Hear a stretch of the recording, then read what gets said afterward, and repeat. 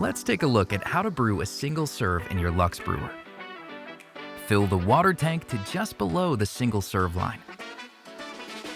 Next, pop in the smaller cone-shaped filter basket and line it with a paper filter. This shape brings out those bright, fruity flavor notes. Add freshly ground coffee to the filter basket, usually the same brew ratio as your normal brew. To ensure that the drip stop in the brew basket is not activated, remove the carafe lid. This allows the coffee to steep a little longer, unlocking those rich single-serve flavors. Select Brew. The Luxe Brewer will take about 4 minutes to complete the cycle before it automatically releases your coffee.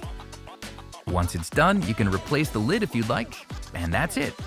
Enjoy your brewed single serve. Rich, aromatic, and just the way you like it.